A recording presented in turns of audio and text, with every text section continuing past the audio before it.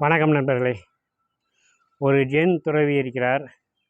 அவரோட சிறப்பு என்னன்னு பார்த்தீங்கன்னா, பெரிய பெரிய பாறையெல்லாம் கூட அசால்ட்டாக புரட்டி தூக்கி போட்டுருவார். அது என்ன அசால்ட்டாக புரட்டி போடுற என்ன ஒரு விஷயன்ட்டா, அவர் வந்து ஒரு ஒடிசலான தேகம் அவருக்கு வந்துட்டு. ரொம்ப ஒல்லியாக இருப்பார். ஆனால் பார்த்தா பெரிய பெரிய பாறைகளை கூட புரட்டி உருட்டி தள்ளிடுவார். அதை மக்கள்லாம் ரொம்ப ஆச்சரியமாக பார்ப்பாங்க. ஒரு பெரியவர் அவர்கிட்ட வர்றாரு. எப்படியா உன்னால் இதெல்லாம் முடியுது? உன்னோட உடம்புக்கும் நீ செய்கிற வேலைக்கும் சம்மந்தமே இல்லாமல் இருக்கு. எப்படி உன்னாலலாம் இது முடியுது அப்படின்னு ஆச்சரியத்தோடு கேட்குறாரு.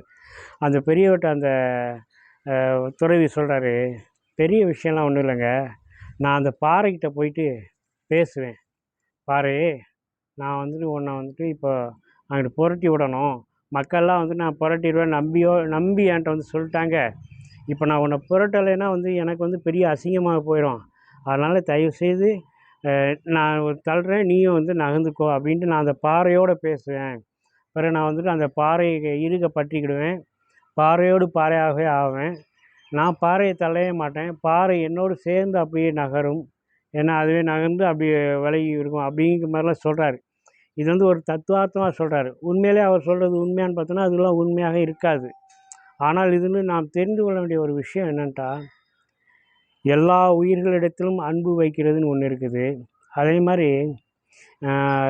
உயிரே இல்லாத பொருட்கள் மீது வந்து நம்ம வந்து ஒரு பற்று கொள்ள வேண்டும். அதையும் நம்ம வந்து ஒரு மதிக்க கற்றுக்கொள்ள வேண்டும் அப்படிங்கிற ஒரு உண்மை தானே. என்றால் நீங்கள் வந்துட்டு எப்பயுமே வந்து ஒரு அன்புங்கிறது எல்லா இடத்துலையும் நம்ம வெளிப்பட்டதுன்னு வச்சுக்கோங்களேன், அது நமக்கே வந்து ஒரு ரொம்ப ரொம்ப மகிழ்ச்சியான ஒரு இதை ஃபீல் பண்ண முடியும். நம்ம இந்த இது இருக்கு இல்லையா, நம்ம வண்ணத்து பூச்சிலாம் வரும். அதுங்கிட்ட திரிஞ்சுக்கிட்டே இருக்கும். நம்ம கிட்ட போனால் பயந்துட்டு படபடன்னு ஓடிடும்.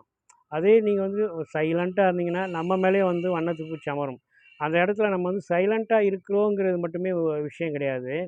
அந்த வண்ணத்து பூச்சிக்காக நம்ம அசைவுகளை நம்ம வந்துட்டு அப்படி அப்படி இப்படி லைட்டாக அவர் அசைஞ்சால் கூட அது வண்ணத்து பூச்சிக்கு பயந்துருமே அப்படின்ட்டு அந்த பயப்படாமல் இருக்கிறதுக்காக நம்மை நாமளே வந்துட்டு ஒரு இறுகிக்கிறோம் பார்த்தீங்களா?